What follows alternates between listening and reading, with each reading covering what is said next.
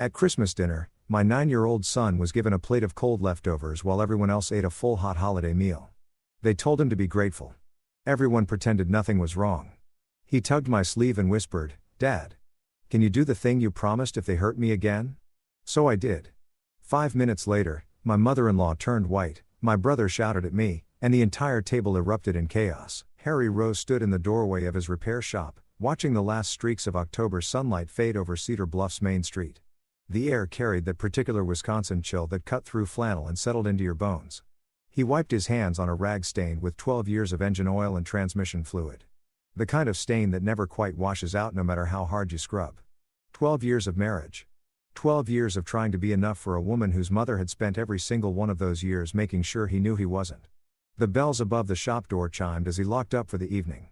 His truck sat in the gravel lot, rusted at the wheel wells, but reliable. That was Harry in a nutshell. He supposed not flashy, not impressive by Lorraine Fallon standards, but he showed up every day and did the work.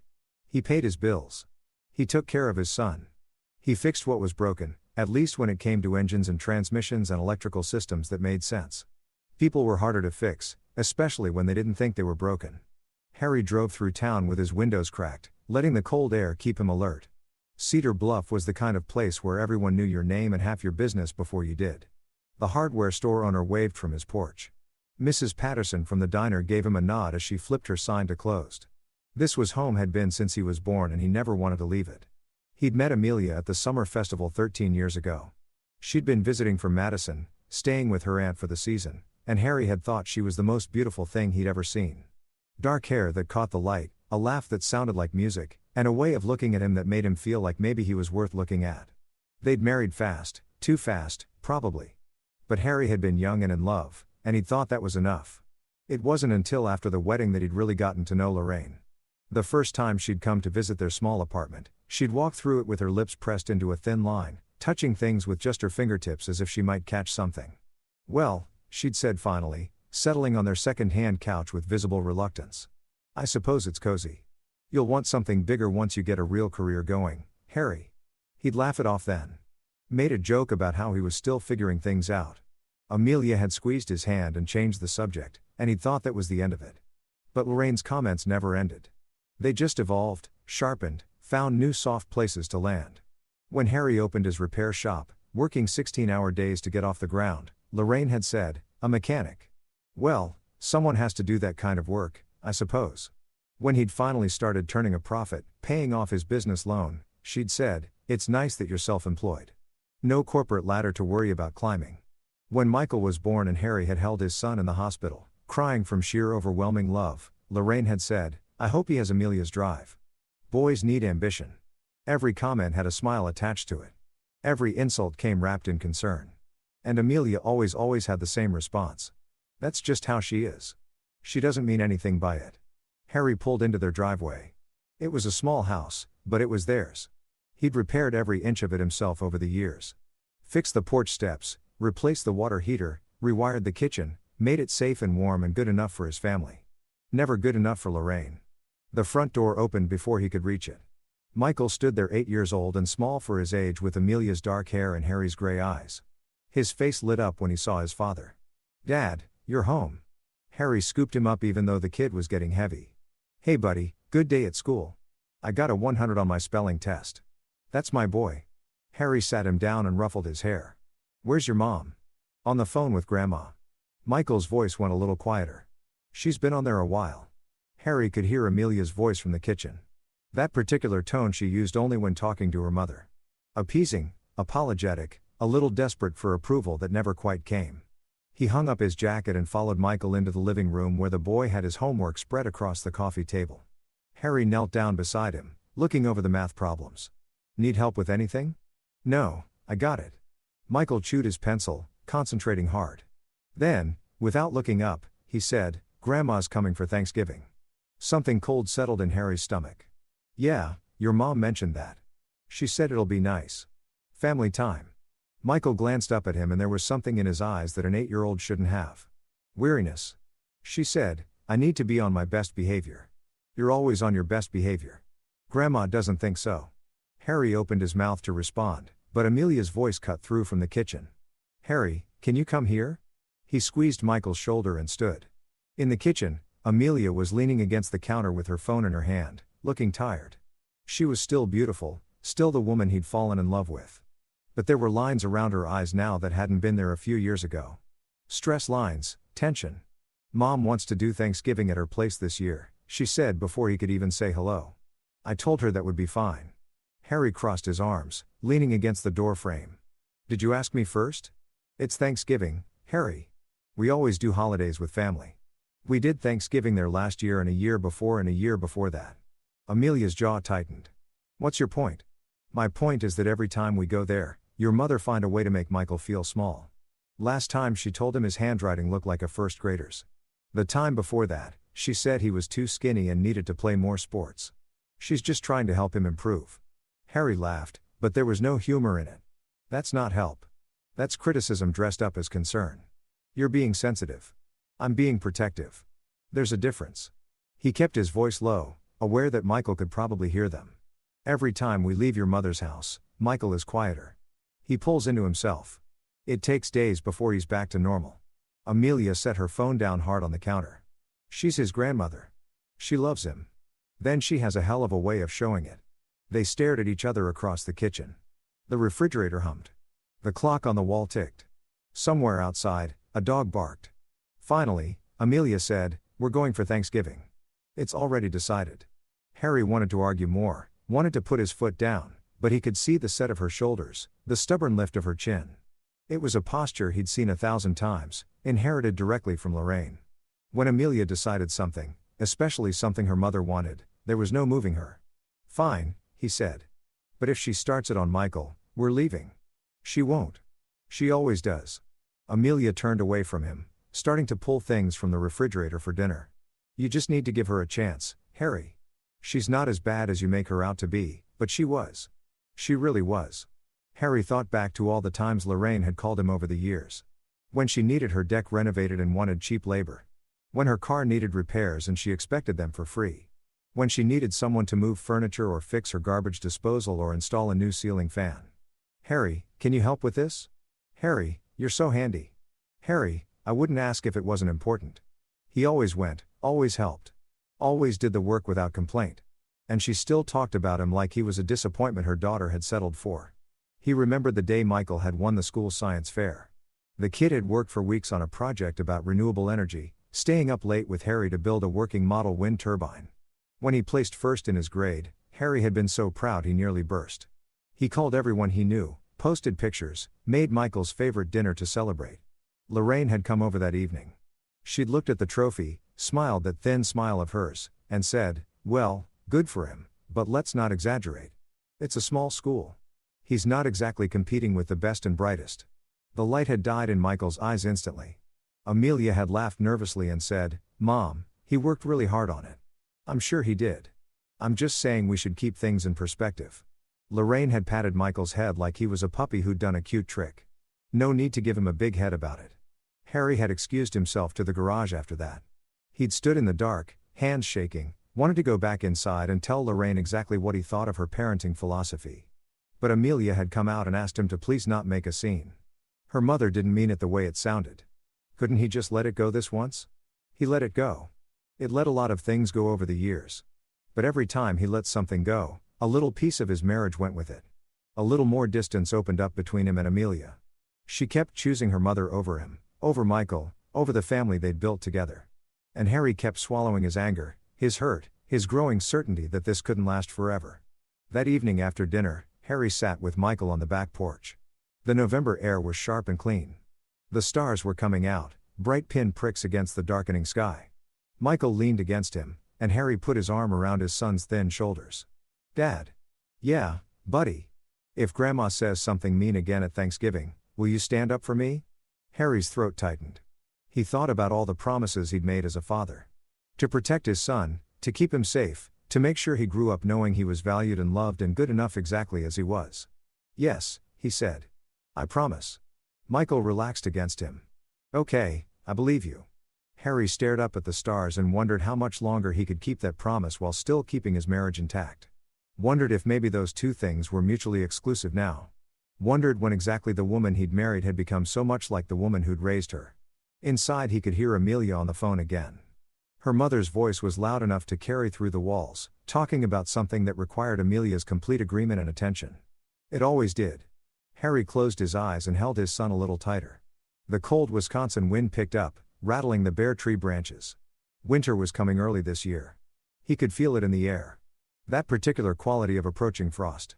The kind of cold that got into everything and didn't let go until spring. The kind you had to either endure or escape from entirely. Thanksgiving arrived like an obligation Harry couldn't shake.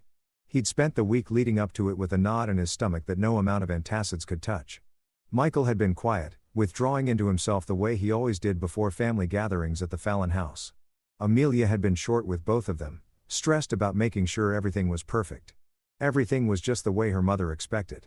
The drive to Lorraine's house took 40 minutes. She lived in a larger home on the outskirts of town, the kind of place with a manicured lawn and expensive landscaping that she paid other people to maintain. Her late husband had left her comfortable, and she made sure everyone knew it. The house itself was nice enough, Victorian style with a wraparound porch, but Harry had never felt welcome there. It was like entering a museum where you were expected to keep your hands to yourself and your voice down. Heath's truck was already in the driveway. Amelia's brother still lived in the basement apartment their mother had converted for him years ago. He was 36 now, had never held a job longer than 6 months, and Lorraine still treated him like he was one bad break away from becoming successful. Harry had a different theory about what Heath was one bad break away from. But he kept those thoughts to himself. They parked and gathered their things.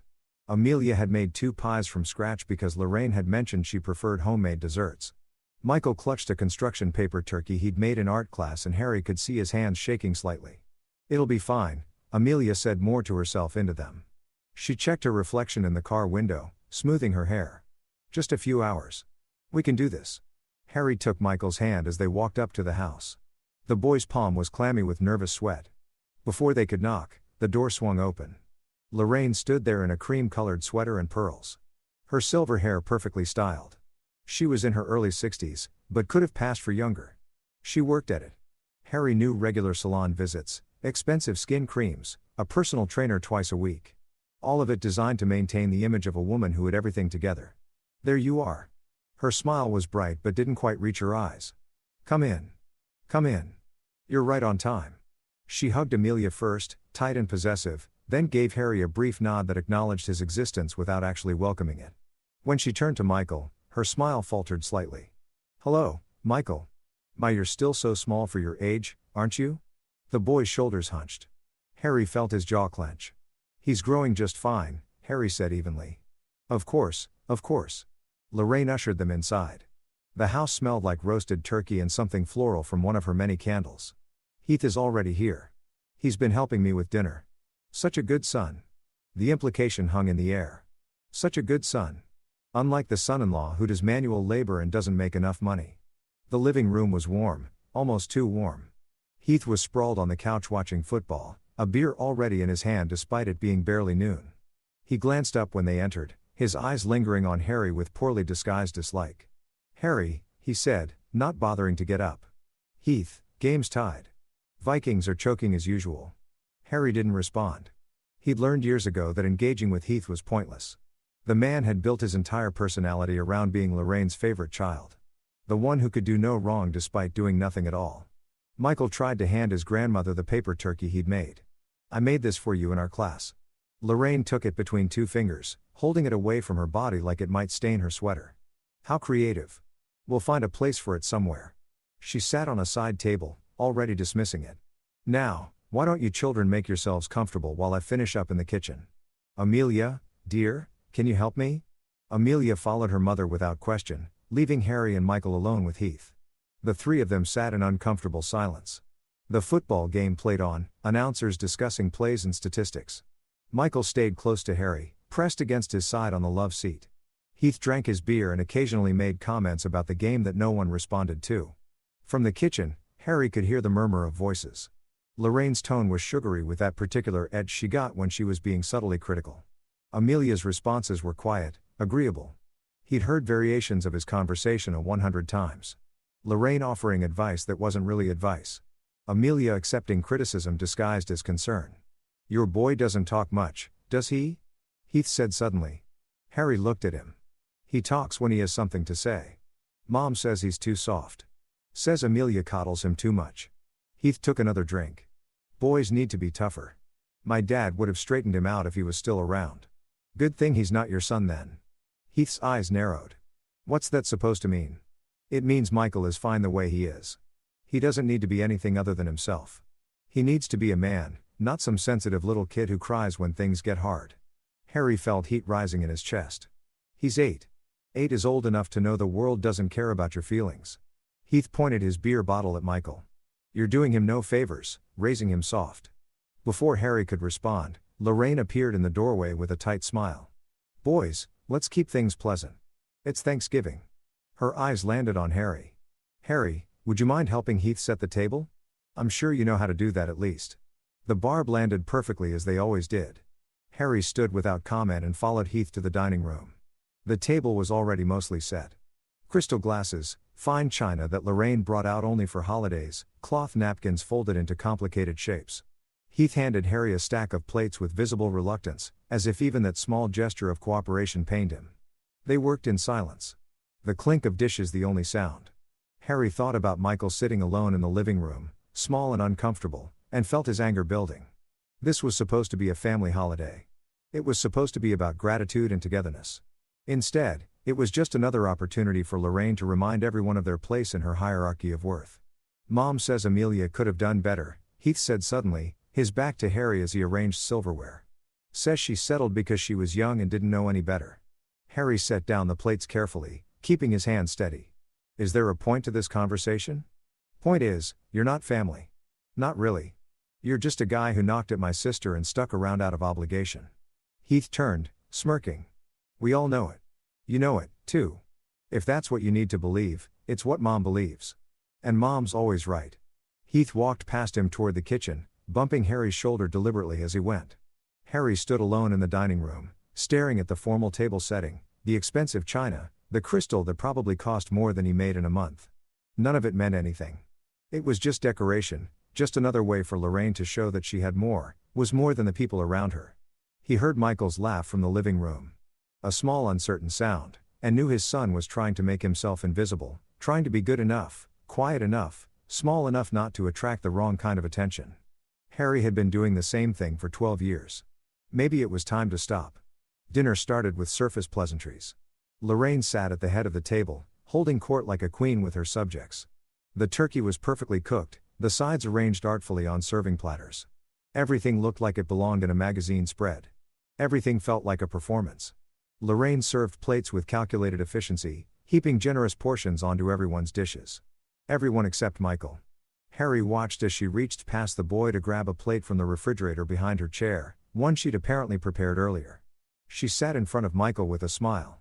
The food on it was cold, visibly obviously cold. Congealed gravy, hard mashed potatoes, sliced turkey that had been refrigerated until the meat looked pale and unappetizing. Michael stared at it, then looked at his father. Mom, Amelia said uncertainly.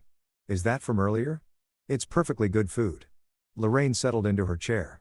Children don't need everything fresh and hot. They should learn to be grateful for what they receive, not picky about how it's served. Heath snorted into his wine glass. Kids should toughen up anyway. This generation is too soft.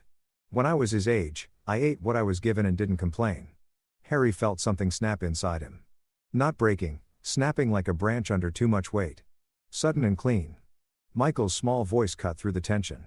Dad, you promised. You said you'd stop them if they did it again. The room went silent except for the quiet hum of the refrigerator in the kitchen. Harry looked at his son, 8 years old, small for his age, sensitive and thoughtful in everything good in this world, sitting in front of a cold plate of food while everyone else ate hot meals, being told he should be grateful for the scraps. He stood up. The chair scraped against the hardwood floor, loud in the sudden quiet.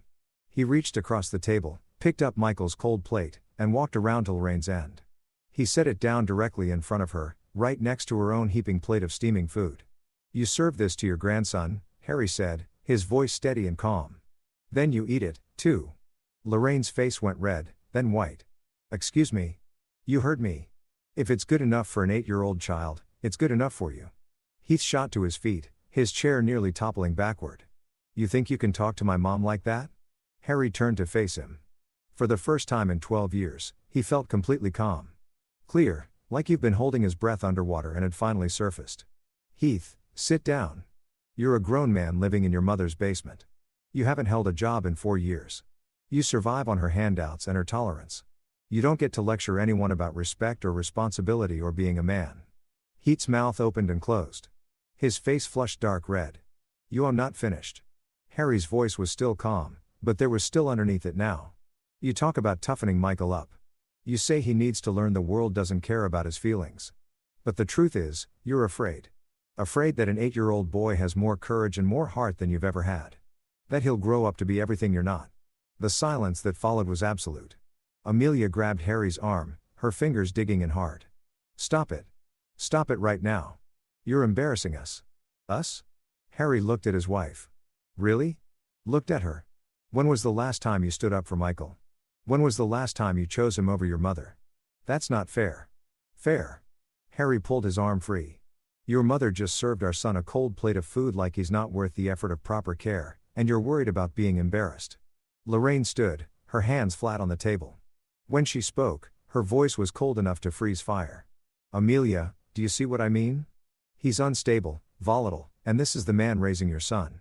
That sentence, those words, that was the moment something fundamental changed in Harry Rowe. He didn't yell, didn't argue. He simply walked to where Michael sat, still staring at the cold plate that had been moved, and picked up the boy's jacket from the back of his chair. Get your things, buddy. We're leaving. Harry, you can't just. Amelia started. Watch me. He helped Michael into his jacket. The boy's hands shaking as he pushed them through the sleeves. You can stay if you want, but we're done here. Lorraine's voice dripped with false concern. Amelia, are you going to let him take your son? Just walk out like this? Harry looked at his wife. She was standing now, torn between her mother and her family, her face pale and her eyes wide.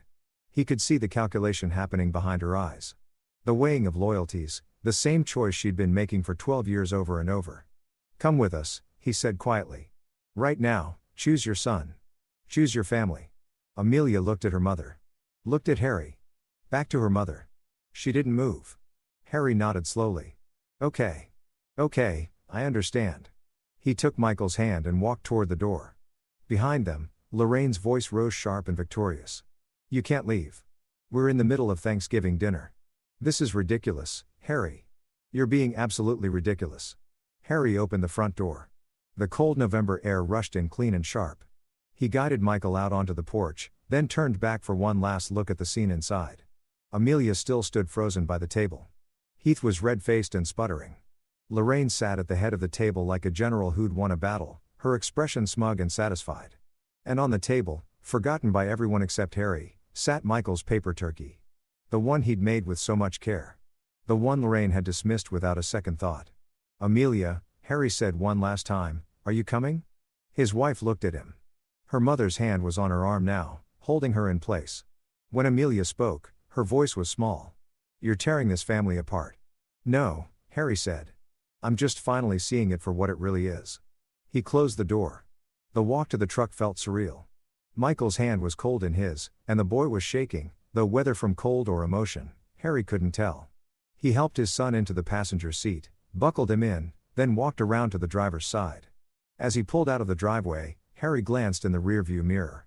The house stood there, warm and bright and perfectly decorated, with Lorraine Fallon inside, winning another battle in a war Harry hadn't realized he'd been fighting. Michael was crying quietly, not sobbing, just silent tears running down his cheeks. Harry reached over and squeezed his shoulder. I'm sorry, Dad. The boy whispered. For what? For making you fight with everyone. For making you leave. Harry pulled the truck over onto the shoulder of the road. He put it in park and turned to face his son. Michael, look at me. The boy raised his tear-stained face. You didn't do anything wrong. Not one thing. You hear me? But Grandma said, your grandmother is wrong. She's been wrong about you since the day you were born. You're smart and kind and thoughtful. You're everything good in this world. And if she can't see that, that's her failure, not yours. Mom didn't come with us. Harry's chest tightened. I know, buddy. I know. They sat there on the side of the road as the sun started to sink toward the horizon, casting long shadows across the frozen fields. Other cars passed them. Families heading home from their own Thanksgiving dinners. And Harry wondered how many of them were actually happy. How many were just pretending, just going through the motions, Just surviving until the holiday was over. Finally, he pulled back onto the road and drove them home. Their small house looked warm and welcoming after the cold perfection of Lorraine's mansion. Harry unlocked the door and they went inside, and the silence felt like a relief after all the tension and conflict. "You hungry?" Harry asked. Michael shook his head. "Not really." "Me neither." Harry hung up their jackets. "How about we order pizza later and watch whatever movie you want?" A small smile broke through the tears. "Really? Really? It's a holiday. We should do something that actually makes us happy." They settled on the couch together. Harry found an old movie Michael liked. Something with adventure and heroes and clear lines between good and evil. As it played, his son gradually relaxed against him, the tension leaving his small body. But Harry couldn't relax. His mind was racing, replaying the scene at dinner. Amelia's face, Lorraine's smugness, Heath's contempt. But most of all, he kept seeing that cold plate of food, the casual cruelty of it, the message it sent to a child about his worth. And Amelia had just stood there. That was the part that Harry couldn't get past. Not that she defended her mother, not that she'd been angry at him, but that she just stood there and let it happen. Let her mother humiliate their son and then acted like Harry was the problem for finally saying enough. Around 7, his phone started ringing. Amelia he let go to voicemail. It rang again 5 minutes later. He declined to call. Text messages started coming through. Each one escalating in urgency and anger. "How would you just leave like that? You completely humiliated me in front of my family. My mother is devastated. Call me back now. We need to talk about this." Harry turned his phone face down on the coffee table. "Is that Mom?" Michael asked quietly. "Yeah." "Is she mad?" "Yeah." Michael was quiet for a moment, then said, "Is this my fault?" Harry hit pause on the remote and turned to face his son fully. "Michael, I need you to understand something. Adults make their own choices. Your mom chose to stay at your grandmother's house. I chose to bring you home. None of that is your fault. You're a kid. This is grown-up stuff and you don't have to carry the weight of it. But if I hadn't said anything, then nothing would have changed and the cold plate of food would have been just one more thing we all pretended was okay." Harry ran a hand through his hair. Sometimes being quiet and keeping peace isn't actually peaceful. Sometimes it's just letting people hurt you without fighting back. Michael seemed to consider this. "Did Grandma hurt you, too?" "Not just me." The question caught Harry off guard. He'd spent so many years protecting Michael from the truth of it, trying to shield him from the reality of Lorraine's contempt for both of them. But his son was smarter than he'd given him credit for. He saw things, understood things. "Yeah, buddy. She did for a long time. Then I'm glad you finally stopped her." Those simple words from his 8-year-old son hit Harry harder than any of Lorraine's barbs ever had. Because Michael was right. He'd finally stopped her. After 12 years of taking it, swallowing it, letting it slide for the sake of family harmony, Harry had finally drawn a line, and his wife had stood on the other side of it. The front door opened around 9:30. Amelia walked in, and Harry could tell immediately that the evening hadn't improved her mood. Her jaw was set, her movements jerky with barely contained anger. She dropped her purse on the entry table hard enough to make it rattle. "Michael, go to your room," she said without preamble. The boy looked at Harry, uncertainty written all over his face. Harry gave him a small nod. "It's okay, buddy. Head up to bed. I'll come tuck you in soon." Michael climbed the stairs slowly, looking back twice before disappearing down the hallway. Harry heard his bedroom door close, then turned to face his wife. Amelia stood in the middle of their living room, her arms crossed tight across her chest. In a soft lamplight, she looked exhausted and furious in equal measure. Her carefully applied makeup from earlier had faded, leaving shadows under her eyes. Her hands were clenched into fists at her sides. "How could you humiliate my family like that?" The words came out sharp and clipped, like she'd been rehearsing them the whole drive home. Harry stood up from the couch, keeping his voice level. "They humiliated our son. That's your version of it." "No, Amelia, that's the truth." Harry stepped closer to her, meeting her eyes directly. "Your mother served Michael a cold plate of food while everyone else ate hot dinner. She did it deliberately. She wanted to send a message to an 8-year-old child that he's worth less than everyone else at that table. She was trying to teach him not to be picky. He wasn't being picky." Harry's volume rose for the first time. He forced himself to lower it again. He didn't complain. He didn't ask for special treatment. Your mother decided completely on her own that he deserved less. And you stood there and let it happen. Amelia's face flushed. "I was trying to keep the peace. Something you clearly don't understand." "Peace at what cost?" Harry gestured upstairs toward where Michael's room was. At the cost of our son's dignity, his self-worth. How many times are you going to sacrifice him on the altar of your mother's approval? Don't you dare turn this around on me. Amelia's voice was shaking now. You're the one who created a scene. You're the one who insulted my mother in her own home. You're the one who dragged Michael out of there like some kind of dramatic statement. Someone had to protect him since you clearly weren't going to. The words hung between them, heavy and irrevocable. Amelia's face went pale, then flushed again with anger. How dare you? How dare you question my love for my son? I'm not questioning your love, Harry said, and he meant it. I'm questioning your judgment, your priorities, the fact that every single time there's a conflict between your mother and your family, you choose her. That is not true. Christmas 3 years ago, she told Michael his handwriting looked like a first grader's. He was 5 years old. He cried for an hour after we left and you told me I was being too sensitive for getting upset about it. She was just trying to help him improve his birthday party last year. She said the cake I made wasn't as good as a bakery cake right in front of all his friends. Made Michael feel like his celebration wasn't good enough. She didn't mean it that way. The science fair. Harry's voice broke slightly when he won first place and she said it was a small school so it didn't really count. Do you remember what he did after that? He asked me not to enter him in the regional competition so there was no point because he probably wasn't that good anyway. Amelia was quiet now, her arms still crossed but her expression uncertain. And today Harry continued today she served him cold food and called it a lesson in gratitude. And Heath backed her up, said Michael needed to be tougher. And you said nothing. I was trying to keep the peace. I know you always are. Harry sat down on the couch, suddenly exhausted. But there's no peace in that house, Amelia. There's just your mother's control and everyone else's compliance. And I'm done complying. Amelia stared at him. In the silence, the refrigerator hummed. The house settled around them with small creaks and groans. Outside, wind rattled the windows, bringing with it the first hints of winter. If you hate my family so much, Amelia said quietly. Maybe you should go. The words landed like a physical blow. Harry looked up at his wife, searching her face for any sign that she didn't mean it, that it was just anger talking, but her expression was set determined. She made her choice just like she always did. You want me to leave? Harry said slowly, making sure he understood. I want you to figure out if you can be part of this family without constantly attacking my mother. I defended our son. That's not attacking. It is to her. It is to me. Amelia's voice rose again. Do you know what she said after you left? She cried. Harry, she actually cried. Said she was trying her best to be a good grandmother and you made her feel like a monster. Harry laughed.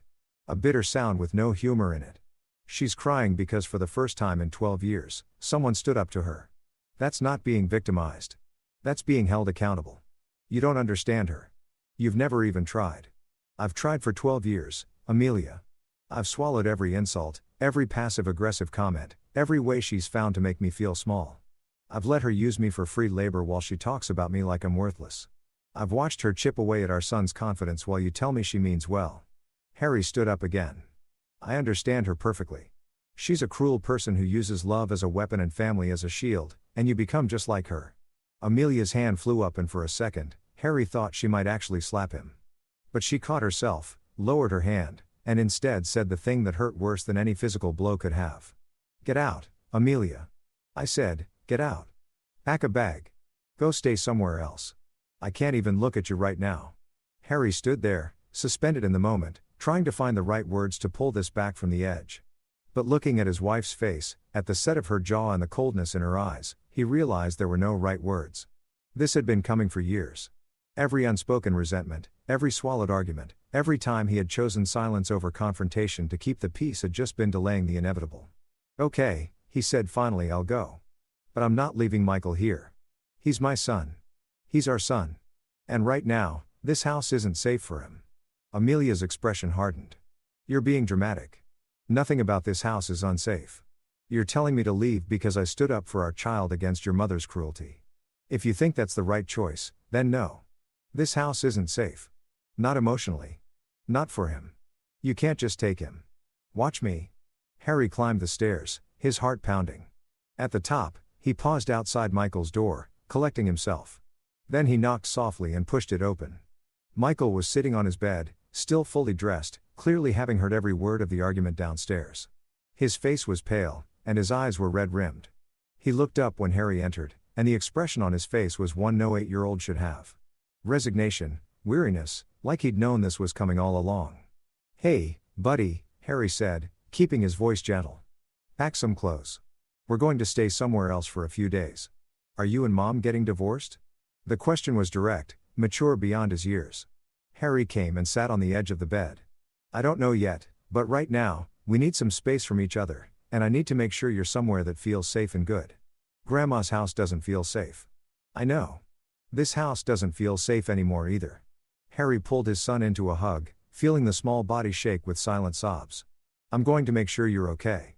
No matter what happens with your mom and me, you're going to be okay. I promise." They packed quickly. A week's worth of clothes, Michael's favorite books, his stuffed bear that he pretended he was too old for, but still slept with every night. Harry grabbed some of his own things from the bedroom, moving efficiently while Amelia stood in the hallway with her arms crossed, watching with an expression he couldn't read. "Where are you going?" she asked as they headed for the front door. "To a motel for tonight. After that, I'll figure it out." "This is ridiculous. You're being absolutely ridiculous." Harry turned at the door, Michael's hand in his. "No, Amelia. For the first time in 12 years, I'm being a father. That's all I'm being." He guided Michael out into the cold November night. The boy climbed into the truck without complaint, buckled himself in, and stared straight ahead as Harry started the engine. As they pulled out of the driveway, Harry glanced in the rearview mirror and saw Amelia silhouetted in the doorway, her phone already to her ear. He didn't have to guess who she was calling. The Cedar Bluff Inn wasn't much, but it was clean and quiet. Harry got them a room with 2 beds and carried their bags inside. The space smelled like industrial cleaner and old carpet, but it was warm and the door locked. And right now, that was enough. Michael sat on one of the beds, looking small and lost. Harry ordered pizza from a place nearby. And while they waited for delivery, he called his sister in Minnesota. She answered on the 3rd ring. "Harry, it's almost 11. What's wrong?" He gave her the abbreviated version, keeping his voice low so Michael wouldn't hear all the details. When he finished, there was a long pause on the other end. "About time," his sister said finally. "What?" "I've been waiting for you to finally stand up to that woman for years. Mom and I talk about it all the time. We could see what she was doing to you. You never said anything. Would you have listened?" Harry thought about that. Probably not. Exactly. Sometimes people have to come to realizations on their own. His sister's voice softened. "How's Michael?" Harry looked at his son who was flipping through TV channels without really watching any of them. "Shaken, sad, but he'll be okay. And you?" "I don't know yet. Ask me in a few days." They talked for a few more minutes before Harry hung up. The pizza arrived and he and Michael ate it sitting on the motel beds watching some animated movie neither of them really cared about. When Michael finally fell asleep, Harry sat in the chair by the window and stared out at the parking lot. His phone buzzed with texts, some from Amelia, a few from numbers he didn't recognize, probably Lorraine or Heath using different phones. He ignored all of them. Whatever they had to say could wait until morning. Tomorrow, he need to figure out real lodging. He need to call a lawyer. He need to start making the hard decisions that came with separation and possibly divorce. But tonight, he just needed to sit in this quiet motel room and let the reality of it all sink in. He'd broken his marriage. Or maybe it had been broken for years, and he just finally stopped pretending it wasn't. Either way, there was no going back from here. The cold plate of food at Thanksgiving dinner had been the final straw, but the foundation had been crumbling for 12 years. Around 2 o'clock in the morning, Harry finally crawled into bed. Michael had migrated to his bed at some point, curled up against Harry's side like he used to do when he was smaller. Harry put his arm around his son and closed his eyes. Tomorrow would bring consequences. Conflict. The messy reality of untangling a life he'd spent over a decade building. But tonight, his son was safe. That was what mattered. That was all that mattered. 2 days later, Harry sat across from David Shunn, a family attorney whose office was above the hardware store on Main Street. He'd come recommended by a friend from church, someone Harry trusted to point him towards someone competent and honest. David was in his 50s, gray-haired and calm, with the kind of steady presence that put people at ease even in difficult situations. He listened to Harry's story without interrupting, taking occasional notes on a yellow legal pad. When Harry finished, David set down his pen and leaned back in his chair. "First question," he said, "do you want to save this marriage?" Harry had been asking himself that same question for 2 days. "I want my wife to choose our son over her mother. I want her to see how toxic her family is. I want her to understand that protecting Michael isn't negotiable." "That's not what I asked." "I know." Harry rubbed his face. "I don't think the marriage can be saved." Not if she won't change, and I don't think she will. David nodded slowly. Then we need to talk about custody. You're currently staying in a motel with your son. That's not sustainable long term. How has Amelia been since you left? She's called 20 times. Left a dozen voicemails. Most of them are angry. Some are trying to negotiate me coming back. She wants me to apologize to her mother. Are you going to? No. Good. Don't. David pulled out a fresh legal pad. Here's what we're going to do. First, you're going to file for legal separation with a request for temporary primary custody that establishes a formal arrangement and protects your position. Second, you're going to start documenting everything. Every interaction with Lorraine, every time Amelia chooses her mother over Michael's well-being, every incident that demonstrates the emotional harm being done. I don't have much documentation so far. Then we start gathering it now. Text messages, voicemails, emails. If Lorraine says something inappropriate, write it down immediately with date and time. If Michael tells you something that happened, write that down, too. David, lean forward. And Harry, I need you to understand something. This is going to get ugly. Lorraine sounds like the type who won't go down without a fight. She'll turn Amelia against you even more. They'll paint you as unstable, aggressive, a bad father. You need to be prepared for that. I am. Are you? David's expression was serious because in my experience, people say they're prepared for ugly divorces, but they're rarely ready for just how personal and vicious it can get. Especially when you're dealing with someone like Lorraine, who has something to lose. What does she have to lose? Control, influence, her image as the perfect grandmother. If you get primary custody and can prove she's been emotionally abusive, that's not something she can spin. That follows her. In a town like Cedar Bluff, reputation matters. Harry thought about that.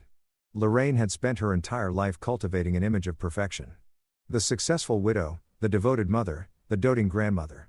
The idea that someone might pull back that curtain and show what was really underneath would be intolerable to her. She'll fight. Harry said she'll fight hard.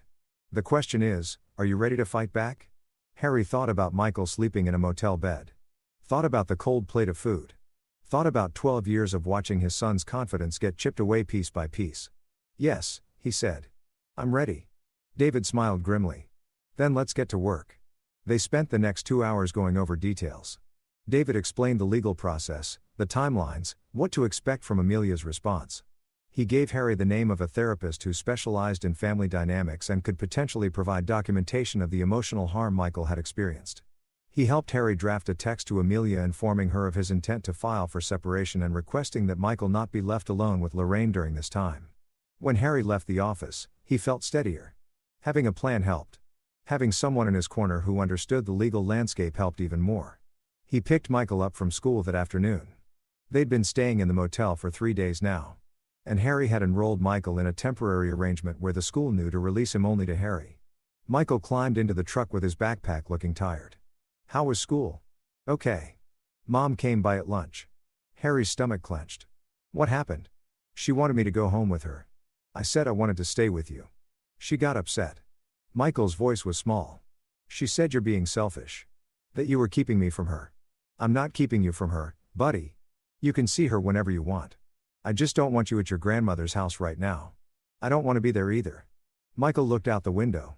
Some kids asked why I wasn't at Thanksgiving. I didn't know what to tell them. Harry pulled into a parking lot and turned to face his son. You tell them the truth. You tell them your family is going through some changes, but you're doing okay. Am I doing okay? The question hit Harry hard. I don't know. Are you? Michael was quiet for a long moment. Then he said, I feel bad that you and Mom are fighting because of me. But I also feel lighter, like I don't have to worry about Grandma saying something mean or Uncle Heath calling me soft or Mom getting mad when I tell her it hurt my feelings. That's not because of you, Michael. That's because I finally did what I should have done years ago. They sat in the parking lot for a while longer talking through Michael's feelings, his fears, his questions about what came next. Harry didn't have all the answers, but he tried to be honest about what he did know. Yes, things would change. Yes, it would be hard sometimes. But no, none of this was Michael's fault. And yes, Harry would make sure he was okay no matter what. That evening, Harry found a small rental house on the edge of town. It was nothing fancy, just a 2-bedroom cottage that belonged to an elderly woman who moved into assisted living. Her son was managing the property and was willing to do a month-to-month lease until Harry figured out something more permanent. They moved in the next day with their meager belongings from the motel. Harry bought some basic furniture from the thrift store and made up Michael's room first, making sure it felt comfortable and safe. His own room could wait. A week after Thanksgiving, he showed up at Harry's repair shop. Harry was under a Ford pickup replacing a transmission mount when he heard boots on the concrete floor. He rolled out from under the truck and found Heath standing there with his arms crossed, face red with anger. "We need to talk," Heath said. Harry stood up slowly, wiping his hands on a rag. "Do we? You're not welcome in our family anymore." "Okay." Heath blinked, clearly expecting more resistance. "Did you hear what I said?" "I heard you and I said, okay." Harry sat down the rag and faced him fully. "Your family has made it clear for 12 years that I was never really welcome. I was just useful, someone to do free work and provide grandchildren and be a convenient target for your mother's contempt. So, sure, I'm not welcome. That's fine with me. You're going to apologize to my mom, and you're going to admit you were out of line at Thanksgiving." Harry laughed. It wasn't a kind sound. "No, I'm not."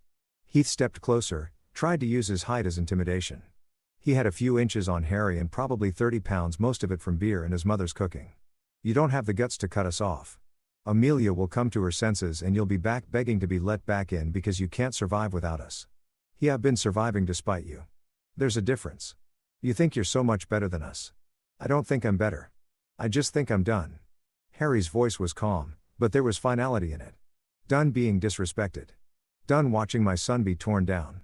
Done letting your mother manipulate my wife into choosing between us. I'm just done. You're going to lose everything. Amelia, Michael, your whole life maybe, but I'll still have my dignity, which is more than you can say." Heath's face went from red to purple, his fists clenched at his sides. For a second, Harry thought he might actually throw a punch. Part of him almost wanted him to. It would make everything cleaner, more concrete. But Heath just stood there shaking with rage, unable to follow through. "You'll see," Heath said. "Finally. Mom always wins. She'll make sure Amelia never forgives you. She'll make sure Michael grows up knowing what kind of person you really are. She'll destroy you." "She could try," Harry said. "But I'm not the one living in my mother's basement, am I? I'm not the one who needs her money to survive. I'm not the one whose entire identity is wrapped up in being her favorite. That's you, Heath. Then when she's done using me as a scapegoat, she'll turn on you next. That's what people like her do." Heath opened his mouth, closed it, then turned and stormed out. The shop door slammed hard enough to rattle the windows. Harry's hands were shaking. He sat down on an overturned bucket and took several deep breaths. The confrontation had been inevitable, but it still left him rattled. Not because of Heath's threats, but because of what they represented. The battle lines were drawn now. There was no pretending anymore. No possibility of reconciliation. His phone buzzed. A text from David, his lawyer. Amelia filed her response. "She's asking for primary custody and claiming you abandoned the family. We need to meet." Harry stared at the text. So it had begun. The real fight, the kind that happened in courtrooms and mediation offices with lawyers and judges deciding the fate of his family. He texted back. "When?" "Tomorrow morning, 9 a.m. Bring all your documentation." That night, Harry sat at a small kitchen table with every text message, voicemail, and note he'd compiled over the past week. He'd been documenting everything just like David had advised. Lorraine's manipulative messages to Amelia. Heath's threats, Amelia's own texts that revealed her priorities. But he needed more. He needed proof of the pattern, evidence of years of emotional harm. He pulled out a notebook and started writing down everything he could remember.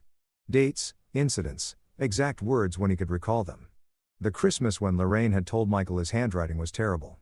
The birthday party where she'd criticized Harry's cake, the science fair, the cold plate of food. By 3 a.m, he had 20 pages of documented incidents spanning their entire marriage. It was exhausting to read seeing it all laid out like that. 12 years of small cuts, careful cruelties, systematic erosion of worth and dignity. He'd let it happen. That was the part that hurt most. He'd known what Lorraine was doing, had felt the impact of it, but he'd chosen peace over confrontation again and again. And in doing so, he'd failed to protect his son. But he was protecting him now. That had to count for something. The next morning, Harry sat across from David in the attorney's office, reviewing Amelia's filing. She claimed he had anger management issues, that he created an unsafe environment at Thanksgiving, that his decision to take Michael and leave without her permission constituted parental kidnapping. "None of this is true," Harry said, reading through it. "Of course, it's not true, but it's a common strategy. Paint you as unstable and her as the reasonable parent trying to protect her child." David tapped the document. The good news is we have your documentation. We have witnesses to the Thanksgiving incident and we're going to request that the court appoint a guardian ad litem for Michael. What's that? An independent attorney or social worker who represents Michael's best interests. They'll interview him. Interview both parents, interview others involved. Their recommendation carries a lot of weight with judges and custody cases. Will Michael have to testify? Not in court. No. The guardian will talk to him privately, usually multiple times. They'll try to understand his perspective, his feelings, his experiences with both parents and extended family. David leaned back. Harry, I need to ask you something. How far are you willing to go with this? What do you mean? I mean, are you willing to fight for full custody? Are you willing to request supervised visitation only? Are you willing to put restrictions on Amelia's access to Michael if it means protecting him from Lorraine? Harry thought about his son, thought about the relief in Michael's voice when he said he felt lighter. Thought about the promise he'd made on the back porch before Thanksgiving. As far as I need to, he said. Whatever it takes to keep him safe, David nodded. Then that's what we'll do. The weeks that followed were some of the hardest of Harry's life. Amelia was fighting him at every turn. Influenced by Lorraine's coaching, she filed motions claiming he was keeping Michael from her. Even though Harry had repeatedly offered to let her see him anywhere except at Lorraine's house, she claimed he was poisoning Michael against her. Even though Harry had been careful to never speak badly about her in front of their son, the town started taking sides. Cedar Bluff was small enough that everyone knew everyone's business and the Rowe-Fallon separation was prime gossip material. Some people sided with Harry having seen or experienced Lorraine's behavior themselves. Others sided with Amelia, seeing Harry as the aggressor who'd ruined a family over a minor disagreement. Harry ignored it all and focused on what mattered, taking care of Michael, running his business, building his case. The guardian ad litem assigned to their case was a woman named Patricia Simmons, a social worker with 30 years of experience in family court. She was in her late 50s with kind eyes and a no-nonsense manner. She interviewed Harry first, asking detailed questions about his relationship with Michael, his concerns about Lorraine, his decision to leave on Thanksgiving. Harry was honest about everything. He showed her his documentation, explained the pattern of behavior, described the co-plate incident in detail. Patricia listened without judgment, taking notes, asking clarifying questions. A week later, she interviewed Michael. Harry drove him to her office and waited in the lobby, trying not to be anxious about what his son might say. Michael was in there for over an hour. When he came out, he looked tired, but okay. Patricia walked him to the lobby and gave Harry a slight nod that might have been reassuring but was hard to interpret. "We'll talk again," she said to Michael. "You did very well today." In the car, Harry asked gently, "How'd it go?" "Okay. She was nice. She asked a lot of questions about Grandma and Mom and you." "What did you tell her?" Michael looked out the window. "The truth. That Grandma makes me feel bad about myself sometimes. That Mom gets upset when I say that. That you always make me feel safe." He turned back to Harry. "Was that okay?" "That was perfect, buddy. The truth is always okay." Patricia also interviewed Amelia, Lorraine, and Heath. Harry wasn't privy to those conversations, but he could imagine how they went. Amelia would present herself as the concerned mother trying to protect her son from an unstable father. Lorraine would be charming and manipulative, playing the victim. Heath would back up whatever his mother said, but Patricia was experienced. She'd seen these dynamics before. Harry had to trust that she'd see through the performance. The mediation session was scheduled for December 15th, 3 weeks after Thanksgiving. Both parties would sit down with a mediator and try to reach an agreement before going court. David advised Harry that this was mostly a formality, that with Lorraine's influence, Amelia was unlikely to compromise. He was right. The mediation took place in a conference room at the county courthouse. Harry sat on one side of the table with David. Amelia sat on the other side with her attorney, a sharp-dressed man named Robert Calloway, who specialized in family law. And beside Amelia, uninvited but present anyway, was Lorraine. The mediator, a patient older man named George, looked uncomfortable with Lorraine's presence, but didn't object. He explained the process, emphasized the importance of keeping Michael's best interests central, and asked each side to present their position. Amelia's attorney went first, painting Harry as an aggressive man with anger management issues who had created a hostile environment at a family gathering and then kidnapped his son. He claimed Amelia was a devoted mother who wanted nothing more than to have her family back together, but she needed assurances that Harry would participate in therapy and family counseling. Then it was David's turn. He presented Harry's documentation, the texts, the voicemails, the written accounts of years of emotional manipulation and harm. He described the cold plate incident in detail with dates and witnesses. He explained that Harry wasn't asking to keep Michael from Amelia, but rather to protect him from Lorraine's toxic influence. And then he played a voicemail that Harry had only recently remembered to retrieve. It was from 3 months earlier when Lorraine had called Harry's phone by mistake while talking to Amelia. She hadn't realized she'd dialed him, and a voicemail had recorded 2 minutes of their conversation. Lorraine's voice came through the speaker, clear and cruel. "I don't know why you settle for him, Amelia. He's never going to amount to anything. He fixes cars for a living. That's not a real career. Michael is going to grow up thinking mediocrity is acceptable if you don't set higher standards." Amelia's voice, quieter but audible. "Harry works hard, Mom. Working hard isn't the same as working smart. And that boy, he's too sensitive, just like his father. You need to toughen them both up or they're both going to be failures." The conference room was silent when the recording ended. Harry watched Amelia's face, saw her go pale, saw Lorraine's smug expression falter for the first time. "This is taken out of context," Lorraine said immediately. David didn't respond to her. He addressed the mediator instead. "This is the environment Mrs. Rowe wants to bring Michael back into, an environment where he and his father are routinely demeaned and belittled. Where a grandmother's love is conditional on meeting her arbitrary standards, where emotional abuse is disguised as helpful advice." George, the mediator, looked at Amelia. "Mrs. Rowe, do you have a response to this?" Amelia glanced at her mother, then at her attorney. When she spoke, her voice was shaky. "My mother didn't mean those things the way they sound." "How did she mean them?" George asked gently. "She was frustrated. She wants the best for Michael." "The best?" David interjected. "She served him cold food while everyone else ate hot meals. She regularly criticizes his achievements. She demeans his father in front of him. That's not wanting the best. That's abuse. How dare you?" Lorraine spoke up, her voice sharp. "I love my grandson. Everything I do is out of love." Harry finally spoke, keeping his voice calm. "Love doesn't humiliate. Love doesn't belittle. Love doesn't serve cold food to a child as a lesson. You poisoned my daughter against me. I presented facts, documented incidents. Your own words recorded on my voicemail. I didn't have to poison anyone against you. Your behavior speaks for itself." Lorraine stood up, face flushed with anger.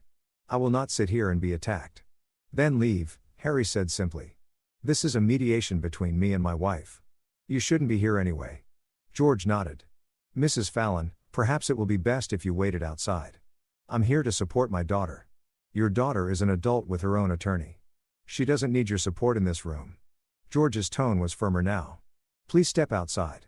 Lorraine looked at Amelia, clearly expecting her to object, but Amelia just sat there staring at the table and said nothing.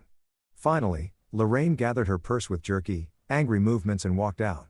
The door closed behind her with a sharp click.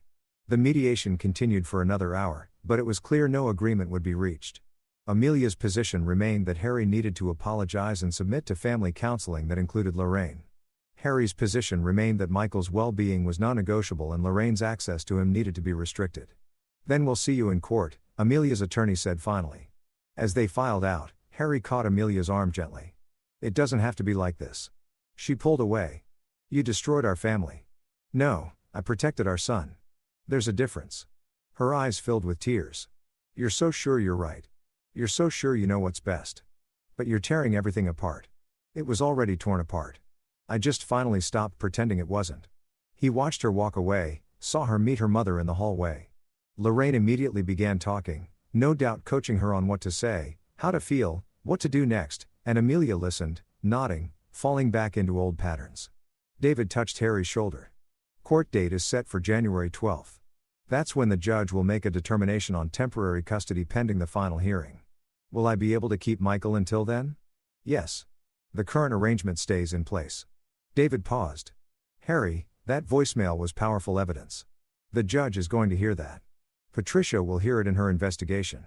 It's going to carry weight." Harry nodded, but he felt no satisfaction, just a deep weariness. This was his life now. Court dates and lawyers and fighting with the woman he'd once loved over the fate of their child. But when he picked Michael up from school that afternoon and saw his son smile, saw how relaxed and happy he'd been these past few weeks away from Lorraine's influence, Harry knew he was doing the right thing, even if it cost him everything else. The courtroom was smaller than Harry had imagined.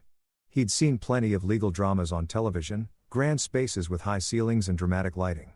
This was just a wood-paneled room with fluorescent lights and uncomfortable chairs. The kind of space where ordinary people's lives were decided by judges in black robes who had a dozen other cases to hear that same day. Harry sat at the defendant's table with David, his hands folded on the smooth wood surface. Across the aisle, Amelia sat with her attorney. She didn't look at him. She'd barely looked at him since the mediation. As if by refusing to acknowledge his existence, she could somehow undo everything that had happened. Lorraine sat in the gallery behind Amelia, dressed impeccably in a navy suit that probably cost more than Harry made in a month. She'd styled her hair, applied perfect makeup, curated her image carefully for this appearance. She looked like someone's kind grandmother, not the manipulator she really was. Heath was there, too, slouched in the back row with his arms crossed. Judge Catherine Morrison entered the courtroom and everyone stood. She was a woman in her early 60s with steel gray hair and sharp eyes that missed nothing. Harry had looked her up online, learned that she'd been a family court judge for 20 years and had a reputation for being fair but tough. She didn't tolerate games or manipulation, and she prioritized children's welfare above all else. "Be seated," she said, settling in her chair and opening a thick file. "We're here today for the temporary custody hearing in a matter of Roe versus Roe. I've reviewed the filings from both parties, the documentation submitted, and the preliminary report from the guardian admit." She looked up, fixing her gaze first on Amelia's attorney, then on David. "I'm going to hear testimony from both parents and then I'll review the guardian's report in more detail before making my determination." Amelia was called to testify first. She took the stand, was sworn in, and settled into the chair with visible nervousness. Her attorney walked her through a series of questions designed to paint her as the stable, reasonable parent. She talked about her love for Michael, her desire to maintain family unity, her concerns about Harry's anger issues. Then David stood to cross-examine. "Mrs. Rowe, you claim your husband has anger management issues. Has he ever been physically violent with you? Or Michael?" "No." "But has he ever threatened violence?" "No." "But his behavior at Thanksgiving?" "We'll get to that.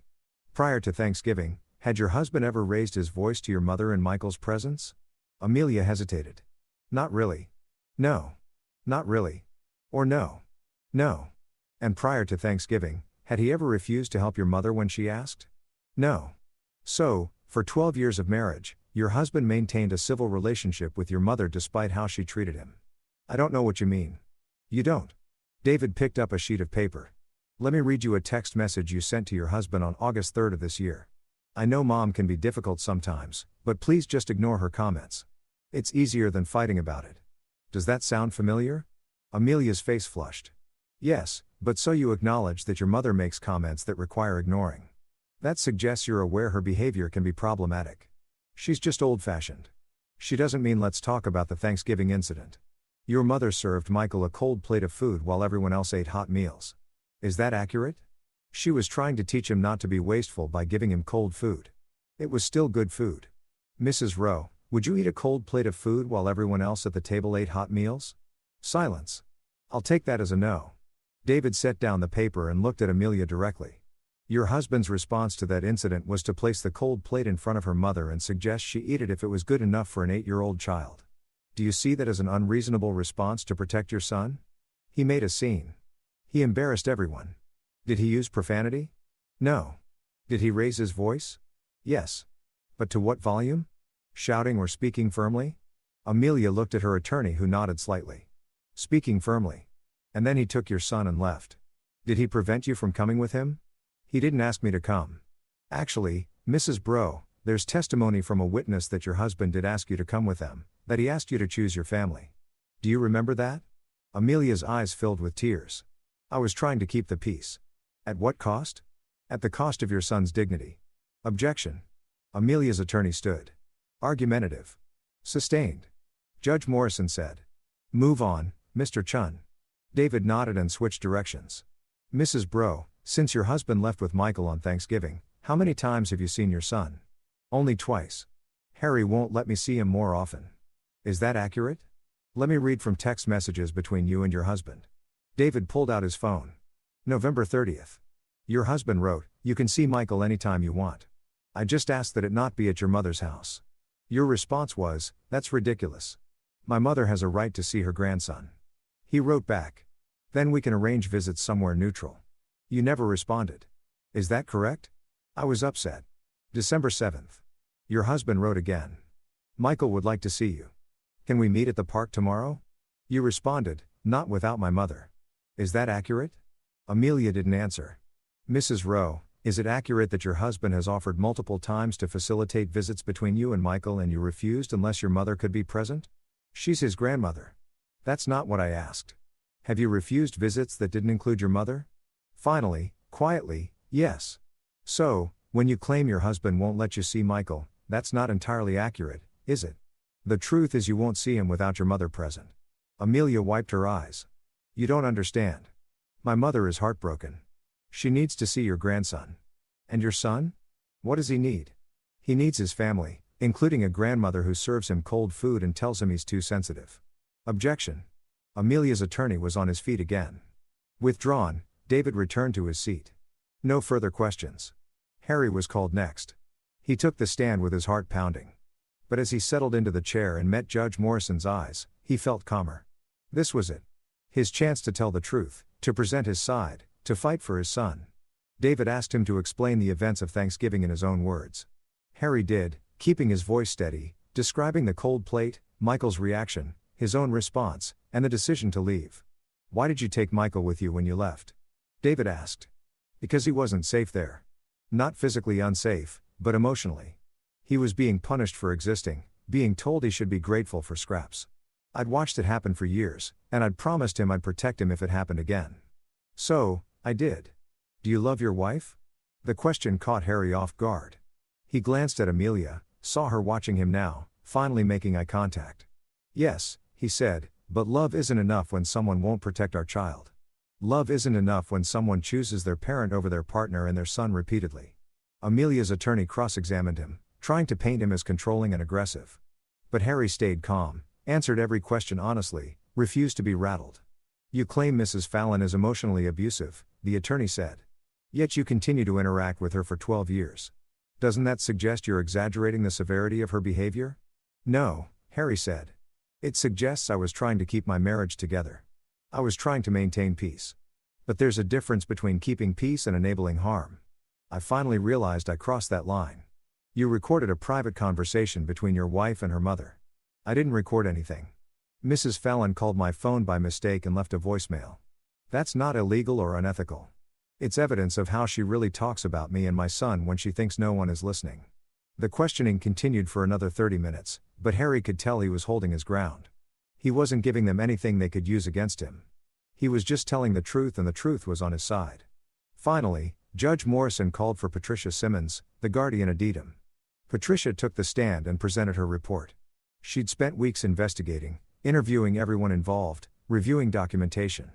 Her conclusion was clear and damning. Your Honor, based on my investigation, I believe Michael's best interests are served by granting temporary primary custody to his father, Mr. Rowe, with supervised visitation from Mrs. Rowe. Amelia gasped audibly. Patricia continued, I've observed a pattern of emotional manipulation and control by Mrs. Lorraine Fallon that has been detrimental to Michael's emotional well-being. Mrs. Rowe has demonstrated an inability or unwillingness to recognize this pattern and protect her son from it.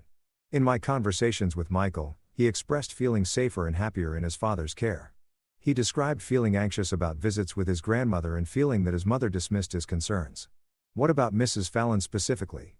Judge Morrison asked. I recommend that Michael not be left alone with Mrs. Fallon at this time. Her behavior toward him has been consistently critical and demeaning. She uses comparison and shame as motivational tools, which is harmful to a child's development. She sees nothing wrong with her approach, which means there's no reason to believe the behavior will change. Behind Amelia, Lorraine stood up. This is outrageous. I demand to speak. Mrs. Fallon, sit down, Judge Morrison said sharply. This is not your case. You are not a party to these proceedings. My grandson, sit down. I'll have you removed from my courtroom. Lorraine sat, her face purple with rage. Judge Morrison turned back to Patricia. And your recommendation for Mrs. Rowe's visitation? I recommend supervised visits initially with the possibility of unsupervised visits once Mrs. RH demonstrates she can maintain appropriate boundaries with her mother. The supervision should be conducted by a neutral third party, not a family member. It was everything Harry had hoped for and more. He saw Amelia crying silently, her attorney writing furiously on his legal pad, saw Lorraine gripping the back of the bench in front of her with white knuckles.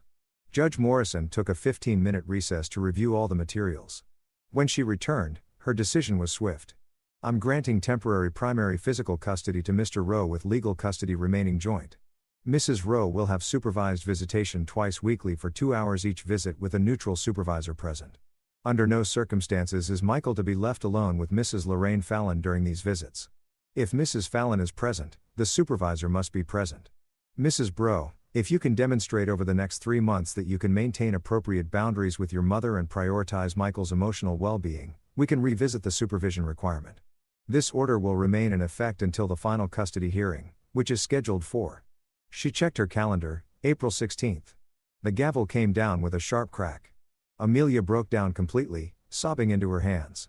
Lorraine was on her feet again, trying to get to the judge, but the bailiff stopped her. Her voice carried through the courtroom, shrill and desperate. This is insane. He's poisoning my grandson against me. He's manipulating everyone. You can't do this. Mrs. Fallon, I can. And I have. And if you continue to disrupt my courtroom, I'll hold you in contempt. Judge Morrison's voice was ice. The evidence is clear. Your behavior toward your grandson has been inappropriate and harmful. Mr. Rowe isn't manipulating anyone. He's protecting his child. Something, I might add, that you and your daughter should have been doing all along.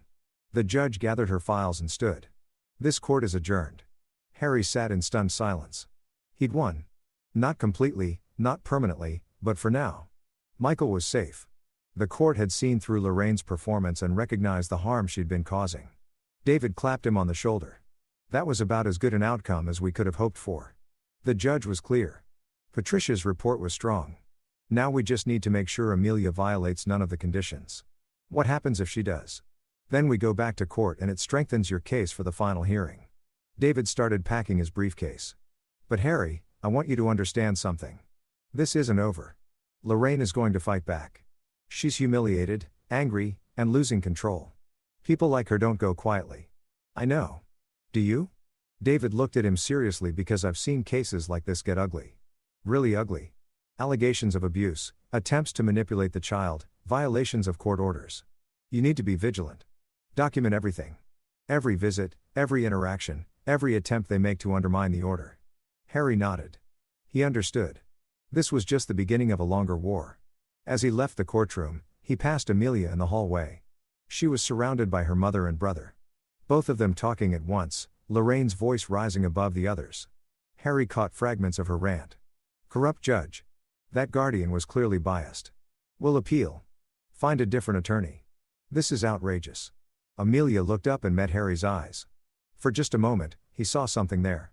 Not anger, not hatred, just exhaustion, defeat, the recognition of something broken beyond repair. Then Lorraine pulled her away. Still talking, still plotting, still refusing to accept any responsibility for the situation she'd created. Harry walked out into the cold January afternoon. The sun was bright, reflecting off snow-covered streets, and the air was crisp and clean. He stood on the courthouse steps for a moment, breathing it in.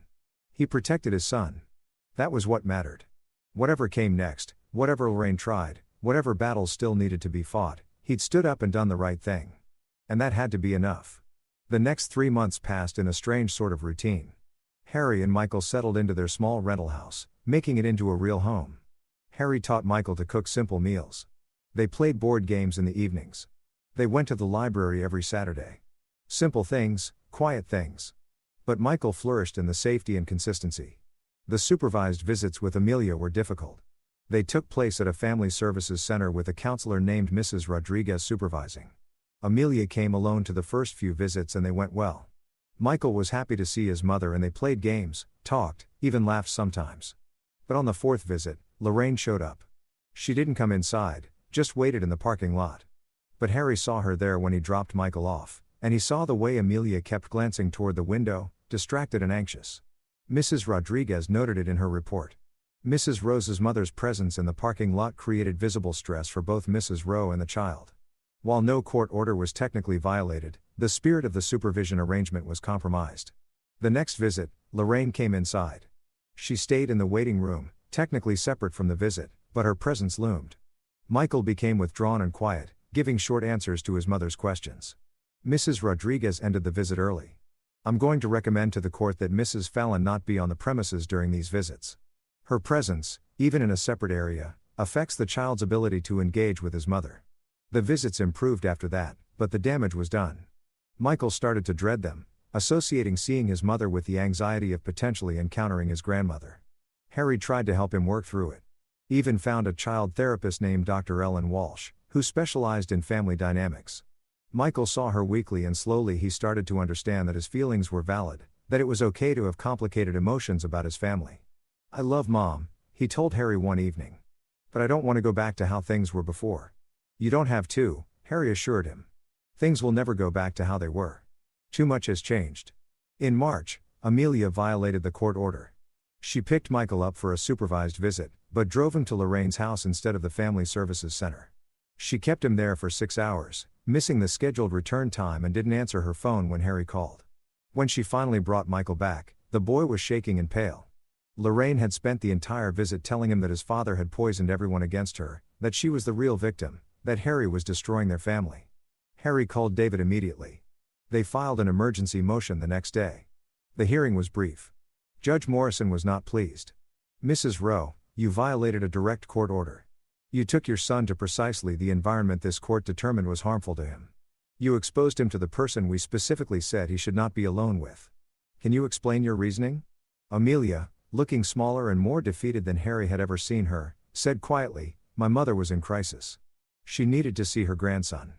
I thought one visit wouldn't hurt. One visit did hurt." According to the therapist's report, Michael had nightmares for 3 nights afterward and regressed emotionally. "Your mother used that visit to manipulate him, to try to turn him against his father. That's exactly what this court was trying to prevent." Judge Morrison shook her head. "Mrs. Brough, I'm reducing your visitation to once weekly, still supervised, and I'm making it clear that any further violations will result in the complete suspension of your visitation rights pending the final hearing. Do you understand?" "Yes, Your Honor," Amelia whispered. As they left that hearing, Harry saw Amelia and her mother in the parking lot. Lorraine was berating her daughter, blaming her for not fighting hard enough, for not standing up to the judge, for not being strong enough to protect her family. And Amelia just stood there and took it like she'd been taking it her whole life. Harry almost felt sorry for her. Almost. The final hearing in April was anticlimactic compared to the earlier battles. The evidence was overwhelming. Patricia's final report recommended that Harry maintain primary custody with unsupervised visitation for Amelia, but with strict boundaries around Lorraine's involvement. Judge Morrison's final order was clear. Harry would have primary physical custody. Amelia could have unsupervised visits, but Lorraine could only see Michael during specific supervised periods once per month. Michael would continue therapy to process the family dynamics and trauma. All parties would return to court in 6 months to review the arrangement. The divorce was finalized the same day. 12 years of marriage ended with the stroke of a judge's pen. As Harry walked out of the courthouse for the last time, he felt lighter than he had in years. Not happy exactly, not yet, but free.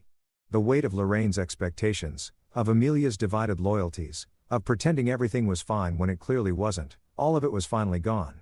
Michael was waiting with Harry's sister, who'd driven down from Minnesota to provide support during the hearing. When he saw Harry, he ran to him, and Harry scooped him up, even though the boy was really getting too big for it. "Is it over?" Michael asked. "Yeah, buddy. It's over. Are we okay?" "We're going to be okay. I promise." That evening, Harry and Michael drove to the north side of Cedar Bluff, where a small cottage sat near the lake.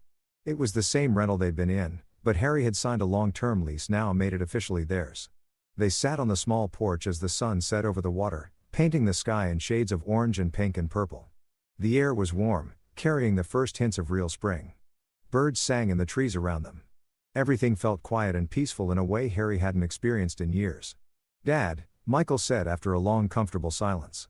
"Yeah. Thank you for what?" "For keeping your promise. For standing up for me. For making sure I was safe." Harry pulled his son close, feeling tears prick his eyes. "I'll always keep that promise, Michael. Always." They sat together until the stars came out, until the lake was dark and still.